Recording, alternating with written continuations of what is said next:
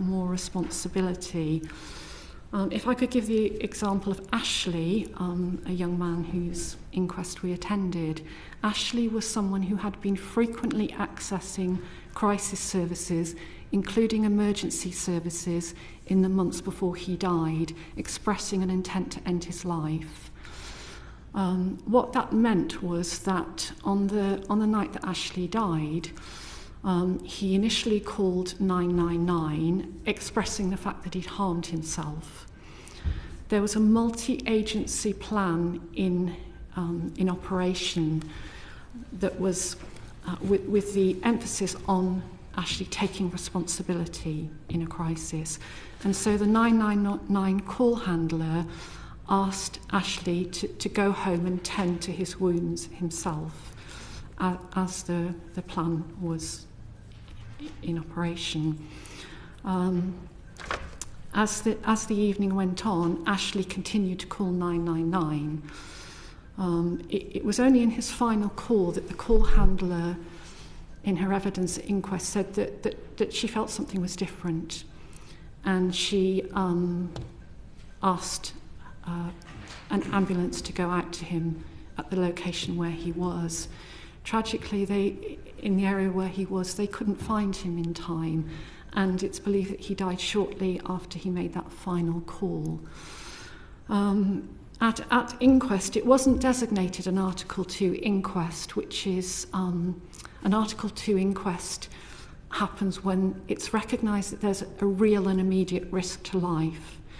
The coroner was persuaded that because Ashley had frequently expressed an intention to end his life in the months before that night, that they couldn't have been expected to realise there was a real and immediate risk.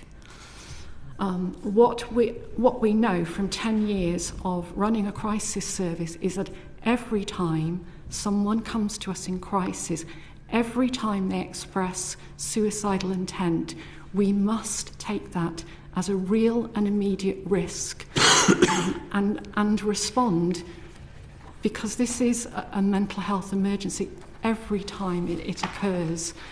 I think it's an absolute tragedy that instances like this continue to happen, and we know from ongoing attendance of inquests that again and again at inquest, psychiatrists are saying we wanted them to take more responsibility, and that has happened even when individuals are detained under the Mental Health Act in psychiatric hospital, where individuals have been able to access items on the ward to end their life, because as the clinician said at inquest, we were trying to encourage them to take more responsibility.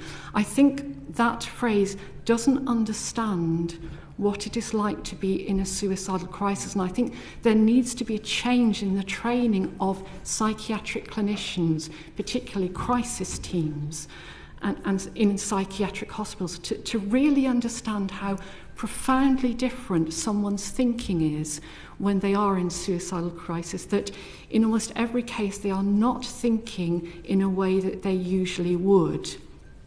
It is the least likely time that someone is able to navigate their way out of a crisis, to be able to think clearly enough to take the steps to navigate their way out of a crisis. They are not thinking in a clear enough way to be able to do that. That is why we need to intervene and protect life. So one of the things I would love to see in the suicide prevention strategy is an examination of the kind of training that crisis teams have, and psychiatric teams in general, including psychiatrists.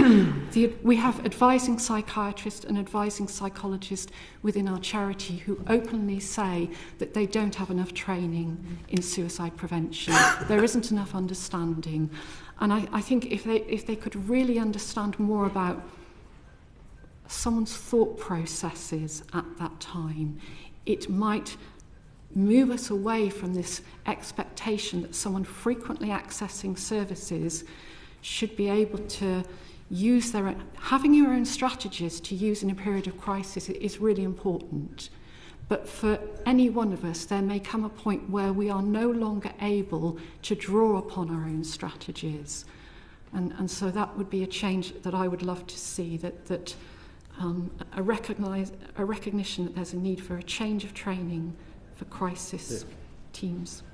Thank you. And Anthony, what else would you want to see in that strategy? Yes,